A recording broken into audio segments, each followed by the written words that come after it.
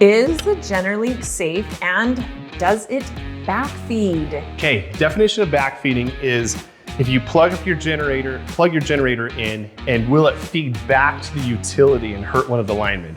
Absolutely. My brother-in-law is a lineman and I hate that guy. And if there's a way that I could accidentally barbecue him, I would do it. No, just kidding. My brother-in-law really is a lineman and we love our linemen and we want them to be safe. So the cool thing about the Generlink is a true break before make connection. So I'm on utility, break the connection, boom, pull it down to generator, and there's absolutely no backfeeding. So what about when the power comes back on? What happens? The cool thing is there's some LED lights at the bottom. When the power comes on, your generator will continue to provide power for you.